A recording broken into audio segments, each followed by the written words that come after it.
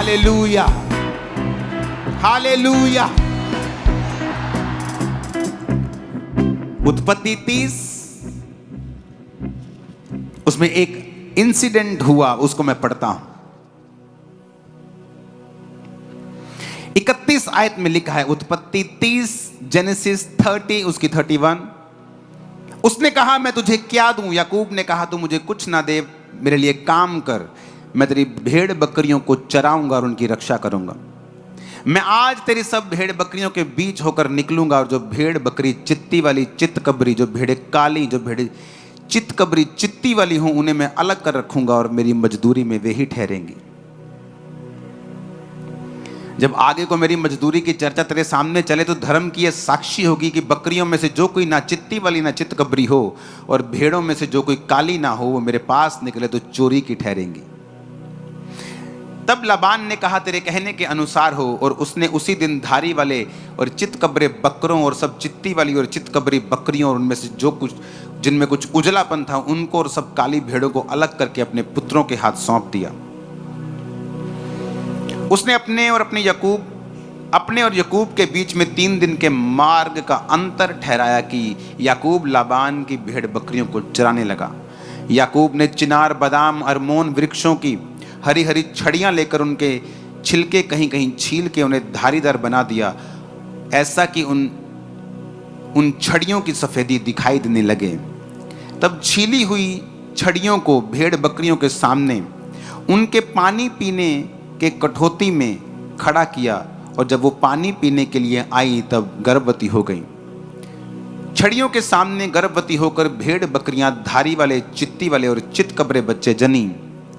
तब याकूब ने भेड़ों के बच्चों को अलग अलग किया और लाबान की भेड़ बकरियों के मुंह को चित्ती वाली और सब काले बकरों की ओर कर दिया और अपने झुंडों को उनसे अलग रखा और लाबान की भेड़ बकरियों से मिलने ना दिया। तब बलवंत जब भेड़ बकरियां गर्भवती होती थी तब याकूब उन छड़ियों को कठौतों के सामने रख देता था, जिससे वो छड़ियों को देखते हुए गर्भवती हों, परंतु निर्बल जब गर्भवती होती थी वो उनके आगे नहीं रखता था। इससे निर्बल तो लाबान की रही और बलवंत याकूब की हो गई। इस प्रकार वो पुरुष धनाढ्य हो गया, अत्यंत अमीर हो गया, और उसके बहुत सी भेड़ बकरियां, दासियां, दास, ऊंट और गधे हो गए। सब बोलो आमीन।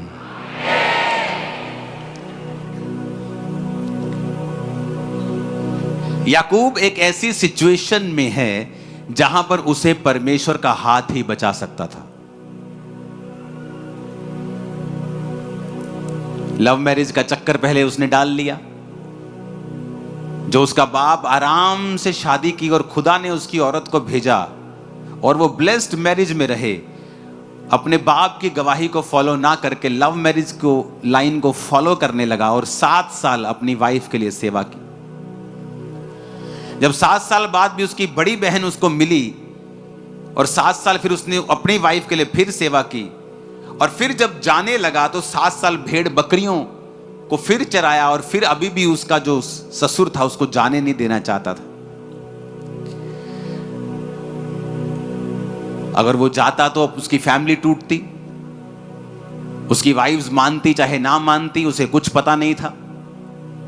एक ऐसी सिचुएशन की याकूब कुछ नहीं कर सकता था, हेल्पलेस था वो, बिल्कुल हेल्पलेस, कि इसमें मैं कुछ नहीं कर सकता हूं, प्रभु ही कर सकता है। और बाइबल कहती है कि उसने जब कहा कि अभी तुझे भेड़ बकरियों के लिए तू मेरी सेवा कर, भेड़ बकरियों को चरा, क्योंकि तेरे चराने से वो बहुत ज्यादा बढ़ गई हैं, क्योंकि वो धर्मी था, और जब धर्मी को आप किसी काम को देते हो तो निशानी होती वो काम फलवंत होता है। जहां एक करप्ट आदमी, जहां एक व्यभिचारी आदमी को आप कोई काम दोगे वो काम कभी फलवंत नहीं होगा। लेकिन एक धर्मी को जब आप कोई काम देते हो, चाहे वो आपके किसी भी एरिया में क्यों ना हो, चाहे वो स्पिरिचुअल एरिया हो, फाइनेंशियल एरिया हो, एडमिनिस्ट्रेशन हो, आपको हमेशा जो स्पिरिचुअल लोग हैं, जो परमेश्वर की भाषा को समझते हैं, आपको ज्यादा कामयाब मिलेंगे। अब यहां पर वो फंस चुका है, और उसने, बाइबल कहती है, उसने, परमेश्वर ने उसको एक दर्शन दिया, एक विजन दिया, और उस विजन के मुताबिक उसने अपने ससुर से बात की कि ठीक है, मैं तेरी भेड़ बकरियों को चराने के लिए तैयार हूं, लेकिन एक शर्त के ऊपर। अपने पड़ोसी को बोलो, परमेश्वर असंभव काम को करेगा। आमीन। अब उसने कहा एक ऐसा काम करते हैं हम लोग, हम 2 झुंड बना लेते हैं, 2 झुंड कर लेते हैं, एक इधर वाला झुंड और एक इधर वाला झुंड। कहता तू आज इन सब बकरियों में घूम, इन सब भेड़ों में घूम, और जो जो भेड़ तुझे लाइनों वाली दिखाई देती है, लाइनों वाली भेड़, चितकबरी, काली, कहता वो सारी निकाल ले, सारी अलग कर दे इनसे। मतलब भूरी भूरी रह गई, काली भी निकाल ले, चितकबरी निकाल ले, डॉटेड निकाल ले, लाइनों वाली निकाल ले, ये सारा जो मसालेदार माल है ना सारा निकाल ले तू। मेरे को सिंपल सिंपल दे दे, भूरी दे दे, चिट्टी दे दे, और फ्यूचर में अब मैंने सारी तेरे को भेड़े दे दी, चितकबरी, लाइनों वाली सब तेरे को दे दी है। फ्यूचर में मेरे झुंड में जहां ये एक भी डॉटेड चित्ती वाली बकरी नहीं है, फ्यूचर में अगर ये मेरे झुंड में होगी तो वो मेरी तनख्वाह होगी। उसके मामा ने सोचा, उसके ससुर ने सोचा कि ये तो बेवकूफ है, बकरी पूरी, ओदा घर वाला पूरा, ते न्याणे चितकबरे कित्थों होने? भेड़ वाइट, भेड़ का घर वाला वाइट, तो बच्चे भी क्या होंगे? तो उसने कहा कि ठीक है, अगर जितने चितकबरी, लाइनों वाले, धारी वाले बच्चे तेरे में होंगे वो तेरी तनख्वाह। कहता ठीक है। उसने 3 दिन का अंतर ठहराया कि अगर तू यहां चराएगा, मेरी धारी वाली तेरी भेड़ मिक्स ना हो जाए तुझ में, तो मेरे बच्चे 3 दिन के मार्ग में चराएंगे। तू यहां चराएगा जलंधर में, तो मैं लुधियाने में चराऊंगा। उसने कहा ठीक है, सौदा हो गया, सब फाइनल हो गया। याकूब ने एक दर्शन देखा। उसने दर्शन देखा कि जो बकरियां गर्भवती हो रही हैं वो चित्तीदार बच्चों को पैदा कर रही हैं। सुनो, अब उसने क्या किया, पानी वाली जगह के ऊपर बादाम और 3 वृक्षों को छील के उनको चित्तीदार बना दिया। और जब बाइबल कहती है कि जब कोई मजबूत भेड़, जब कोई बलवंत भेड़ गर्भवती होती थी, तो वो पानी पीने उनको वहां लेके आता था जहां बादाम की और सब पेड़ों की छड़ियां छीली हुई हैं। जब कमजोर गर्भवती होती थी, वो उनको छड़ियों को उनके सामने नहीं रखता था।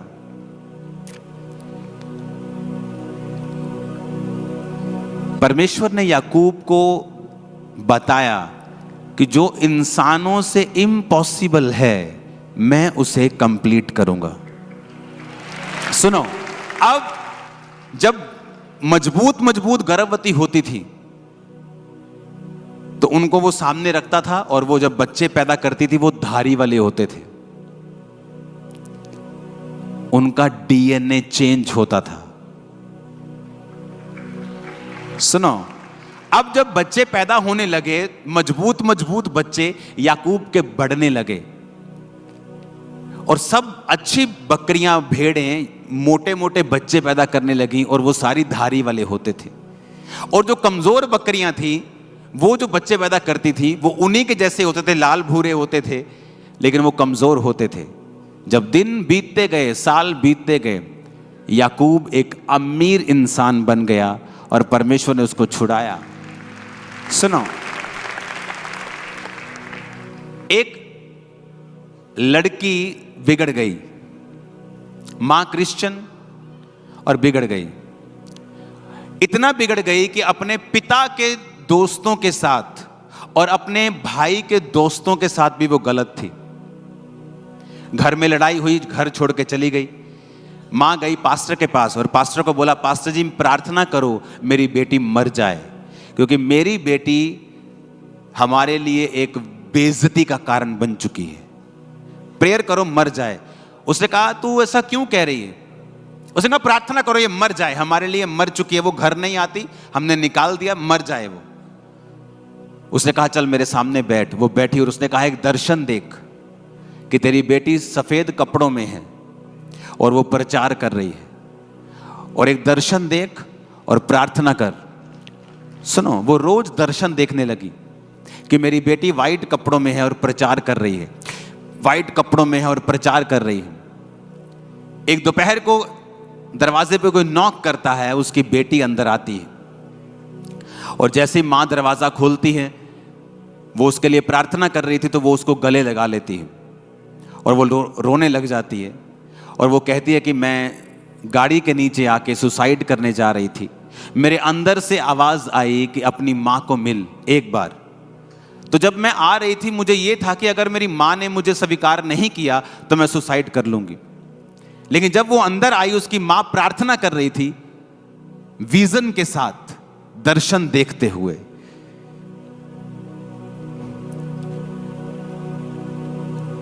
आपको जो चाहिए फ्यूचर में, अपने दर्शन को फिट कर लो, और जब आप प्रार्थना में बैठते हो परमेश्वर को बोलो प्रभु ऐसा होने दे जो मैं देख रहा हूं।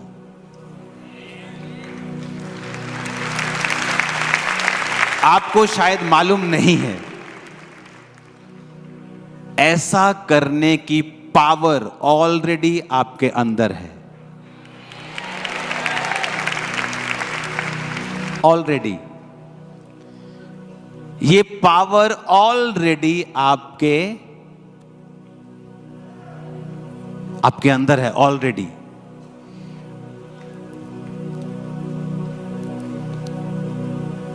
आप कहां जाना चाहते हैं? कैसी सेवकाई चाहते हैं? मैं जैसी सेवकाई को देखता था दर्शन में और गैर भाषाएं बोलता था, वैसी कुछ ही महीनों में मेरे सामने होती थी। एग्जैक्ट, बिल्कुल वैसा ही वैसा। जितने लोग मैं दर्शन में देखता था और प्रेयर करता था वैसा होता था। क्योंकि जब मैं ये जगत पैदा नहीं हुआ था, हम परमेश्वर की इमेजिनेशन में थे। कहां थे हम? परमेश्वर के दर्शन में थे हम ओरिजिनल नहीं थे। कहां थे? परमेश्वर के विजन में थे। हम असली तो नहीं थे। कहां थे? परमेश्वर के विजन में थे। उसने दर्शन देखा, इंसान ऐसा होना चाहिए, पृथ्वी ऐसी होनी चाहिए, पेड़ ऐसे होने चाहिए, जंतु ऐसे होने चाहिए, समुद्र ऐसा, पानी ऐसा होना चाहिए।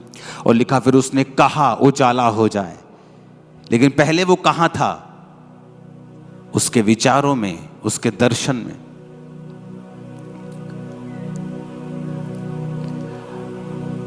आप चाहते हैं आप हेल्दी रहें, आप चाहते हैं कि आपकी लाइफ में मिरेकल हो, दर्शन देखो, विजन देखो। आपके पास बेबी नहीं है, विजन देखो कि आप बेबी को खिला रहे हैं, बेबी आपके पास है, आप प्रेयर कर रहे हैं, आप गैर भाषा बोल रहे हैं, आप विजन देख रहे हैं। उसने कहा तू अपने कामों को यहोवा पर डाल दे, वो तेरी कल्पनाओं को क्या करेगा? सिद्ध करेगा। तेरी कल्पनाएं, तेरी कल्पनाएं, तेरी इमेजिनेशन। यानी एक क्रिश्चियन व्यक्ति के पास पावर है अपनी इमेजिनेशन को रियलिटी में बदलने के लिए, और वहां पे सेंस नहीं चलती। अब सेंस क्या है? ब्राउन गोट है, ब्राउन ही उसका हस्बैंड है, और बेबी चित्ती वाले पैदा हो रहे, धारी वाले पैदा हो रहे, चितकबरे पैदा हो रहे। पहले तो उसके ससुर से बेवकूफ है। अब भेड़ वाइट है, सब वाइट हैं, तो बच्चे कैसे काले चिट्टे पैदा हो जाएंगे? लेकिन उसने कुछ देखा था।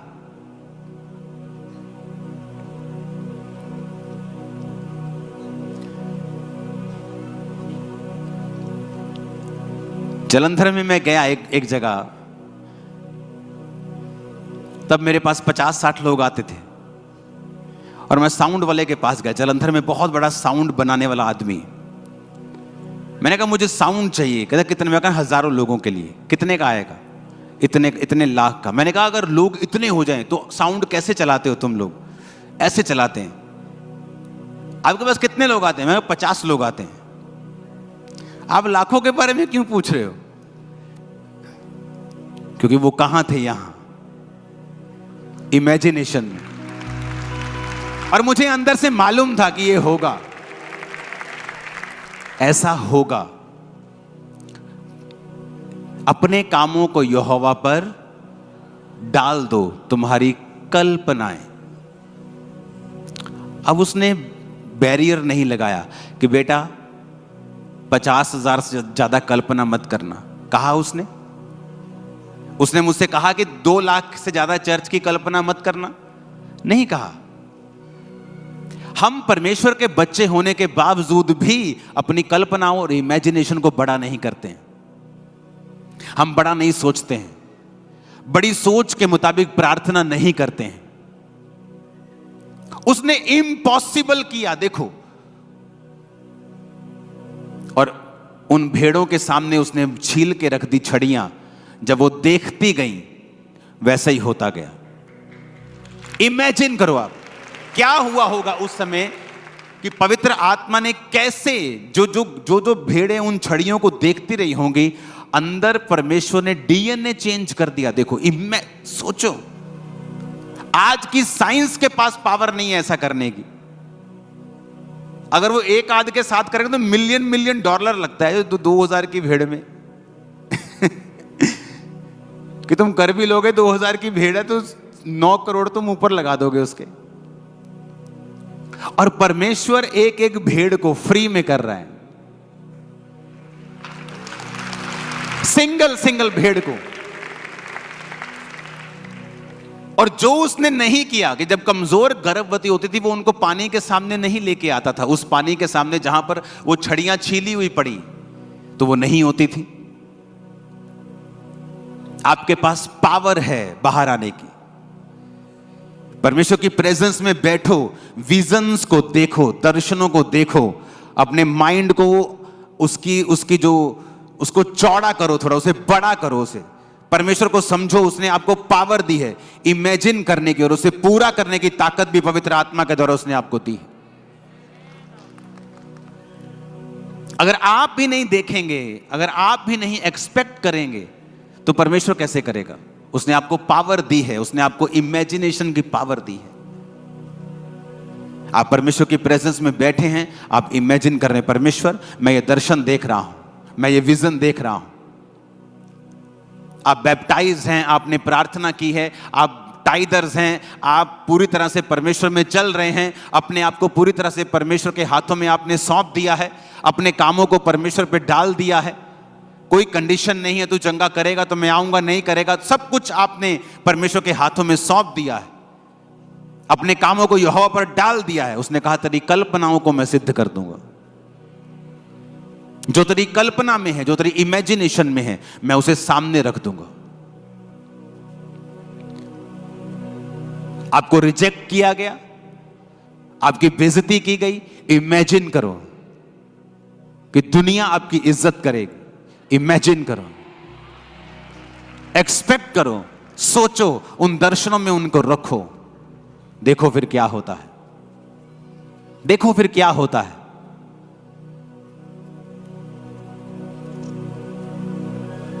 हालेलुया। इमेजिन किया, कर्म भी किया। इमेजिन किया, कर्म भी किया।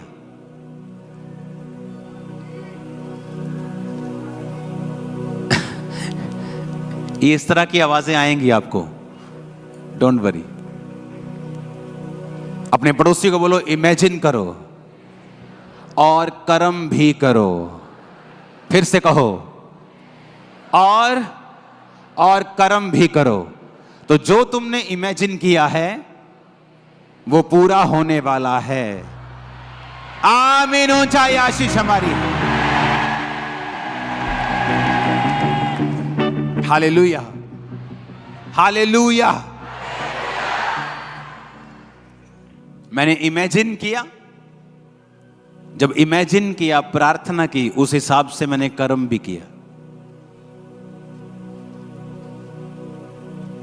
एक दिन प्रार्थना करते वक्त, आज से 17-18 साल या 15 साल की ये बात होगी, प्रेयर करते हुए परमेश्वर का आत्मा मुझे दिखा रहा है कि इस जगह को तू बड़ा कर, एक्सपेंड कर। और मैं विजन देख रहा हूं, परमेश्वर ऐसा कर रहा है और मेरी लाइफ में ऐसा हो रहा है। और सडनली मैं उठा और रात के 3-4 बजे मैंने अपनी टीम को बुला लिया।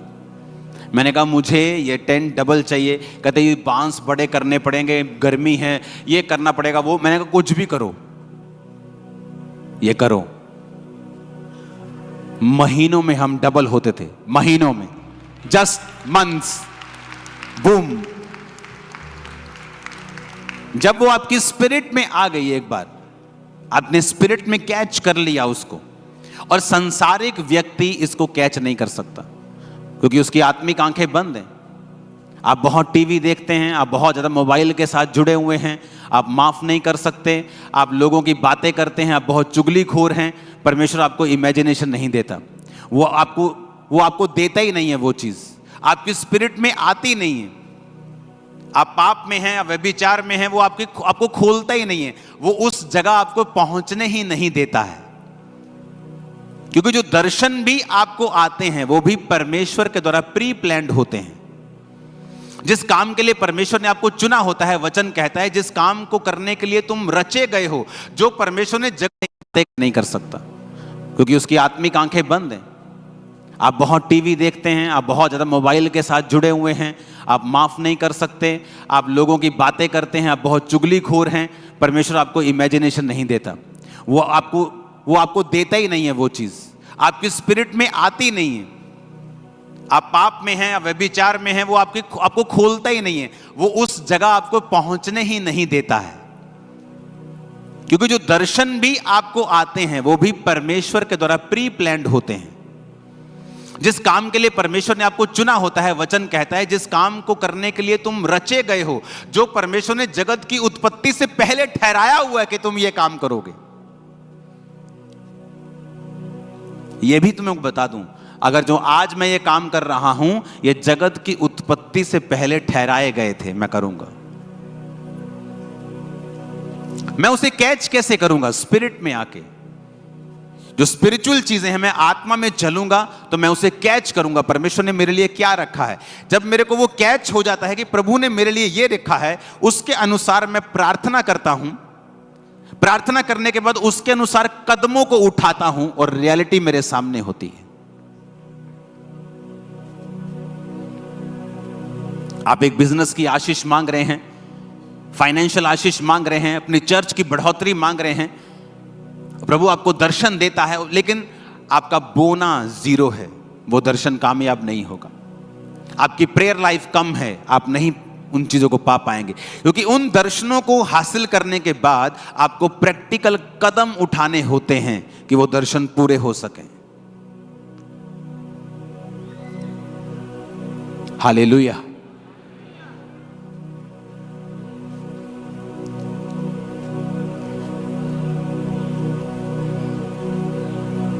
अपने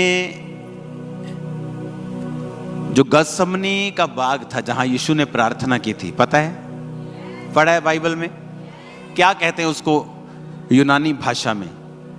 ऑयल प्रेस, तेल निकालने वाली मशीन जिसे बोलते हैं हम। देखिए तेल निकालने वाली मशीन, जब उसमें हम सरसों डालते हैं, कोई चीज डालते हैं, उसे भी पीसते हैं अच्छी तरह से। हाँ, अगर हम प्यार से पीसें तेल निकल जाएगा। उसे पूरी तरह से मारना, खत्म करना होता है, फिर तेल निकलता है। आपकी स्पिरिचुअल लाइफ भी ऐसी है। आप प्रेयर में बैठते हैं आधा घंटा, पौना घंटा, तेल निकलेगा? नेवर। आप बचे रहेंगे बस।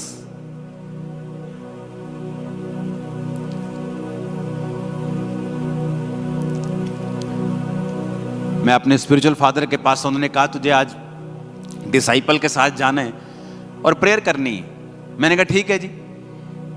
मैं चला तो गया, मैं खुद भी प्रेयर बड़ी करता था, 6-7 घंटे रोज की प्रेयर थी। लेकिन भाई साहब जो मैंने वहां किया वो मैंने पहले कभी नहीं किया था। हम अंदर गए, किसी ने कुछ खाया नहीं, जस्ट पानी वगैरह पिया, और हर 2 घंटे के बाद हम आधा घंटा घूम घूम के प्रेयर कर रहे हैं। चलो दिन में तो हो जाता है, आधा घंटा प्रेयर की मेरे को 6-6 घंटे करने की आदत है, चल जाएगा। लेकिन जब रात होती है तो आप सो नहीं सकते।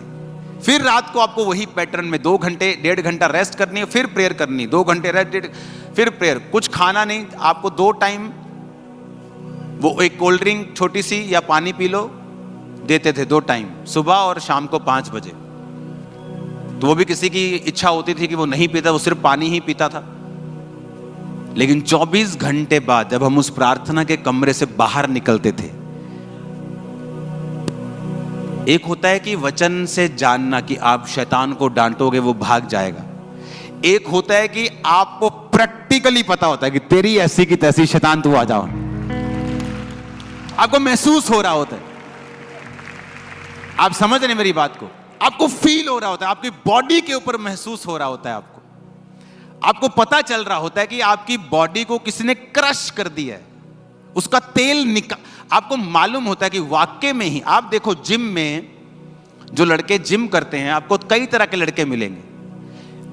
आपको अगर बॉडी बिल्डर चाहिए, मसल पूरे नजर आ रहे हैं, वो होंगे जो एक्स्ट्रा डिसिप्लिन्ड है, जिनको रोज जिम करना है, रोज जाना है। कुछ तो फिट होने के लिए जाते हैं, जिम गए फिट रहना है हमें बस, लेकिन जिनको रिजल्ट लेना है उनको एक्स्ट्रा डिसिप्लिन में रहना पड़ता है। स्पिरिचुअल लाइफ सेम है। आप लगातार घंटों प्रार्थना करो रोज। जो आप बाइबल में पढ़ते हो ना, आप उसे फील करने लग जाओगे रियलिटी में। अदरवाइज आप बाइबल में जो पढ़ते हो, आप पढ़ोगे, विश्वास भी करोगे, लेकिन आपको फील नहीं होगा प्रैक्टिकली।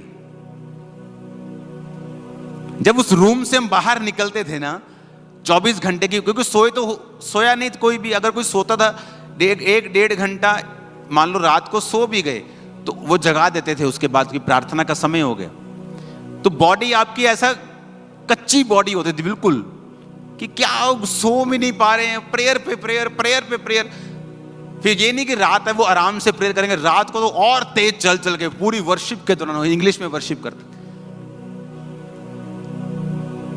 लेकिन जब आप अपने शरीर को मारते हो, आप फिर फील करते हो कि जो अथॉरिटी परमेश्वर ने बाइबल में शैतान के ऊपर मुझे दी है, आप उसे फील करने लगोगे। फीलिंग कैसी होती है आपको मालूम होगा कि अच्छा ये है अथॉरिटी अंदर से। वो फिजिकल दलेरी नहीं होगी, आत्मिक दलेरी आपके अंदर होगी। आपको पता होगा कि शैतान की आप मुंडी घुमा सकते हो। हालेलुया। ये 2-2.5 घंटे वाली प्रार्थना का काम नहीं है। यह है जब आपका शरीर भी आपको बताने लग जाए कि हां भाई आज तुमने प्रेयर की है। थक जाते कई बार आप, क्या मैं फ्लाइट में होता हूं 9 घंटे वर्शिप, थक गया। मैं सीरियसली कह रहा हूं, मैं थक गया 9 घंटे लगातार वर्शिप प्रेयर गाने। कितनी बार मैंने वो कान वाला रिचार्ज कर, मैं कभी भी एयरपोर्ट यूज नहीं करता हूं, जो कानों में लगते हैं, एयरपोर्ट ही बोलते हैं, एयरपोर्ट जो भी, कभी मैं यूज नहीं करता हूं कानों को बचा के। यहां भी साउंड सुनना होता है मुझे, लेकिन सिर्फ प्लेन में उसे मैं यूज करता हूं। जब भी प्लेन में होता हूं मुझे यूज करना पड़ता है 9 घंटे। लेकिन जब आप अगले दिन संडे चर्च में आते हैं, आपको बोलने की जरूरत नहीं। हालेलुया। तो क्रिश्चियनिटी जो है वो प्रैक्टिकल है। आपको पता है कि शैतान है, आपको पता है परमेश्वर बीमारियों को चंगा करता है, लेकिन अगर आप प्रैक्टिकल देखना चाहते हो, आपको वैसी लाइफ अपनानी पड़ेगी। शैतान आपको तंग करता है, बैठ जाओ रोज 6 घंटे प्रेयर में, बैठो रोज, अपने शरीर को तोड़ो जरा प्रार्थना में, घुटनों पे बैठ के करो प्रेयर, छोड़ो संसारिक चीजों को, प्रार्थना में लग जाओ। मैं आपको बता रहा हूं, आप इतने स्पिरिचुअली गर्म हो जाएंगे कि उस मक्खी का आपके ऊपर बैठना पॉसिबल नहीं होगा। क्यों बैठा वो आपके ऊपर? जब बर्नल ठंडा है तो मक्खी बैठेगी, जब गैस खत्म कर दी, गैस बंद कर दी, मक्खी बैठेगी। आप उसे गर्म कर दो, मक्खी की औकात नहीं है बैठने की। आप स्पिरिचुअल लाइफ में गर्म हो जाओ, पाप को साइड पे कर दो, प्रार्थना करनी शुरू कर दो, आग में भरना शुरू। कितनी देर तक रहेगा? शैतान नहीं रह सकता गर्म आदमियों में, नहीं रह सकता, वो रह ही नहीं सकता। आपकी प्रेयर भी जीरो है, आपकी प्रार्थना 30 मिनट की है, आपकी प्रेयर 1 घंटा भी नहीं है। आपको लड़ना शैतान से, वो शैतान जो 40 साल से आपका पीछा कर रहा है, जो सदियों से आपके पीछे चल रहा है, जो परिवार से आपके पीछे चल रहा है, आपको उसको हराना है 30 मिनट की प्रेयर से।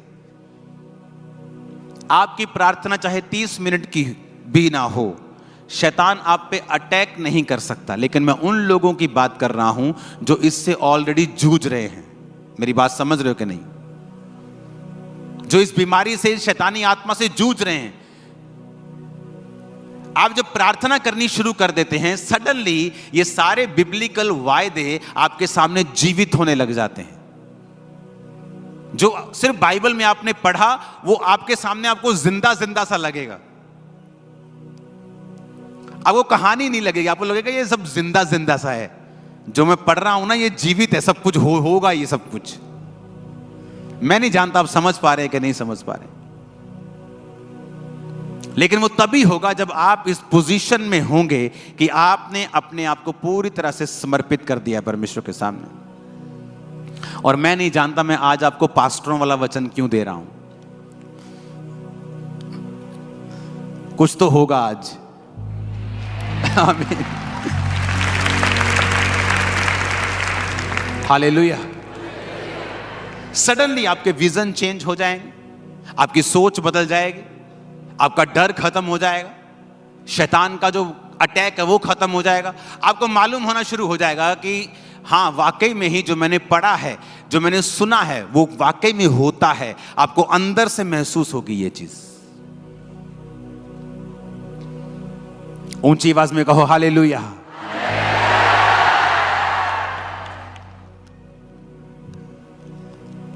आमीन।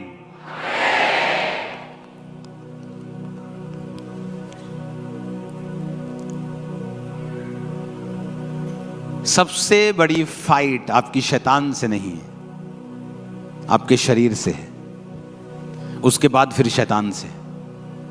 जिस दिन आपने शरीर वाली फाइट जीत ली, आप शैतान वाली उसी दिन जीत जाओगे। ये फाइट शरीर से है आपकी।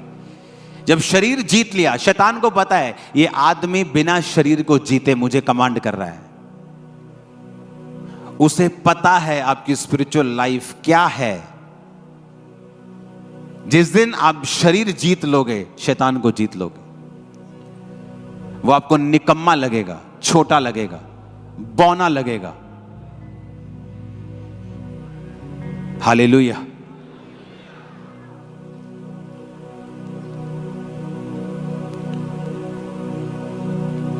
इस मंगलवार को 5 बजे शाम को प्रेयर स्टार्ट करते हैं। मीटिंग चाहे हम ऑनलाइन लेट करें, लेकिन 5 बजे प्रेयर स्टार्ट करते हैं। ओके, सुबह खत्म करेंगे। बैठो जरा, आ जाओ, देखेंगे क्या होता है। आमीन। आपको मालूम होगा प्रैक्टिकली, अच्छा जीवित लगेगा आपको सारा माहौल। अब वही दिक्कत आपको डर नहीं लगेगा, वही समस्या आपको डर नहीं लगेगा, क्योंकि आपने प्रेयर लाइफ को इंप्रूव किया है। अपने हाथों को उठाओ।